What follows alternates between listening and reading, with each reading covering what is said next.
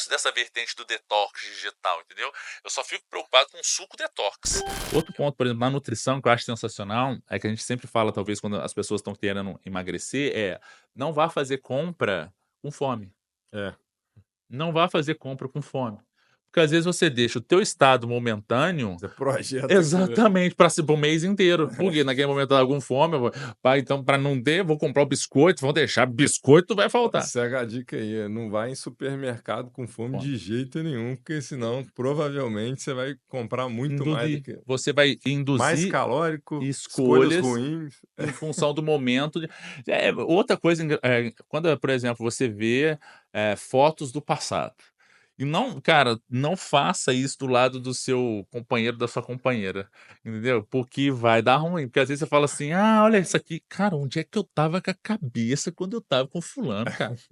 E aí você dá uma resenha ali e pronto, esse é o mas assim, brincadeiras à parte, a gente nunca pode, olhar o nosso passado com descrédito ou desmerecimento, porque aí se a gente tá do jeito que tá, porque a gente conseguiu aprender com tudo aquilo e tudo faz parte Faz do nosso parte da aprendizado. experiência, né. Exatamente, a gente tem que ter orgulho ou talvez, por mais que a gente não tenha orgulho, mas, entender que aquilo lá foi muito importante para você ser a pessoa que você é É, hoje, o né. bom e o ruim, Exatamente, a gente nunca perde, ou a gente ganha ou a gente aprende.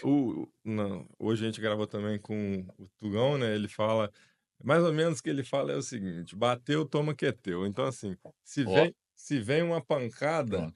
é porque ela tinha que vir para você escalar ela e sair ainda, né, melhor, ainda mais forte, ainda mais sofisticado, né. O meu receio, às vezes, o indivíduo ele não ter essa consciência, É, ou né, talvez está num momento que não permite ter essa porque consciência. isso é uma espécie, não sei se a gente pode chamar assim, mas quase que um mindset, né. Mas muitas vezes ele é potencializado pela rede de apoio. Sim, sim. Estar, às vezes, num momento em que você está fragilizado ou vulnerável, mas você tem uma rede de apoio ali que consegue, de alguma maneira, te acolher, escutar, ou talvez naquele momento lembrar de coisas que naquele momento você está esquecendo, faz toda a diferença. É. Então a rede de apoio ela é importante, por isso que o componente familiar, ou até mesmo a associação com as nossas crenças, religião, espiritualidade, natureza, é muito importante, cara, Ah, eu acho quanta sensacional. coisa pode tangibilizar suas Total, tomadas de decisão e te levar ao sucesso dentro do que você está almejando ali, né. exato. Inclusive o próprio exercício físico, por exemplo, dentro de uma vertente,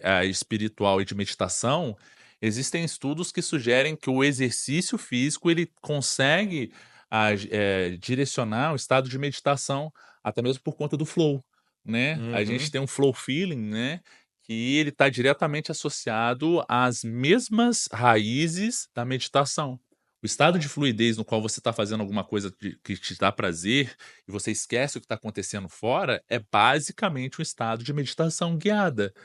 E aí que tá, existem pessoas que conseguem se conectar tranquilamente com a própria atividade física, existem pessoas que conseguem se conectar com a atividade física e ainda conseguem potencializar isso no lugar onde se faz a atividade física, como numa academia ou na natureza, porque Natureza. o ambiente pode estar potencializando ainda mais essa experiência, Uhum. ou até mesmo a musicalidade no local. Então todas essas camadas elas podem ter uma capacidade de potencialização de uma experiência e também, evidentemente, de todo efeito sensorial que você está conseguindo atingir nessas condições. Não, show. Vamos para a segunda, porque aqui o papo rende, vocês já perceberam, né. O que que você considera hoje os maiores mitos que ainda circulam no universo do treino e da alimentação? Se Rapaz, vocês lerem a camisa dele, não é à toa, tá, né. nossa, Eu respeitosamente discordo. Rapaz, tem tanta coisa, tanta coisa. Bom, um mito, né? Maior número de repetições, mais você vai definir o músculo. Né, então, assim, essa é a primeira coisa. Então, assim, ó, cuidado que se você passar de 12 repetições, você vai definir mais o músculo e vai perder massa muscular. Então, se tiver menos de 12, você vai ganhar massa muscular. Então, aquele número ali mágico de 12 é um determinante, talvez, para esse resultado de definição ou ganho de massa muscular. Então, esse é um ponto importante. Exercício aeróbio, reduz os ganhos de massa muscular, né? O exercício aeróbio, ele compete com ganho de massa muscular. Essa é também uma condição que fala assim: "Meu Deus, isso não é possível". É o contrário, o exercício aeróbio ajuda você ter mais vias, por exemplo, de angiogênese e capilarização, pra chegar mais sangue nessa musculatura, e se chega mais sangue nessa musculatura, você Mais nutriente. nutriente, recuperação, e você ganha mais massa Isso muscular. aí. E Então aí assim aí associado ao anterior, né, aí você consegue ter maior volume de sim, trabalho, exatamente. que não tem só a ver com a repetição, mas tem a ver com a multiplicação Total. de tudo, né. Total. Carga é o determinante para ganho de massa muscular, também dá muito, né, quanto maior a carga, maior a hipertrofia, não Não necessariamente. necessariamente. Não necessariamente, né. Obviamente a gente tem uma inter-relação de intensidade com o volume de treino, mas Uhum. o principal é o volume de treino. A questão é, e na minha opinião, o mais importante, o desafio é encontrar a dose ideal para cada pessoa, né. Por isso que eu falo, exercício físico é saúde? Depende. Qual que é a diferença do remédio para o veneno? Adoro. A dose. Essa é. E eu sou como professor de educação física, É eu sou o isso. cara que fala assim: "Depende, depende, se você colocar às vezes um agachamento de 40 quilos de cada lado para o indivíduo que treina há 3 meses, vai dar ruim, cara". Aí o exercício físico é saúde? Não é, cara, não é, não faz sentido. É. Então é essa romantização muitas vezes do exercício que elas precisam ser mais criteriosas.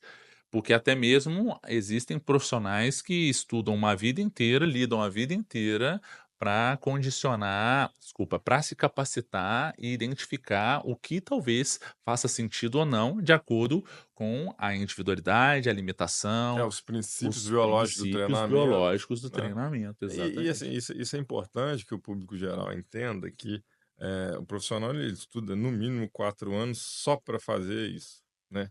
Então ele estuda a base da fisiologia humana, ele tem que entender como todos os sistemas funcionam, como eles funcionam interligados para manter o que a gente chama de equilíbrio, né, que muitos chamam de homeostasia, né, e que é um processo extremamente dinâmico, Sempre. né, e que saber quebrar essa homeostasia propositalmente, manifestando em determinados Perfeito. sistemas para que gere adaptações específicas àquele indivíduo, não é mole, não é fácil de se Concordo fazer, plenamente. Outro né. que é o cortisol é vilão. Não, Co cortisol não é Se vilão. não fosse cortisol, a gente não tinha capacidade nenhuma de adaptação. É Exatamente. a dose que é o problema. Exatamente, ou a manutenção.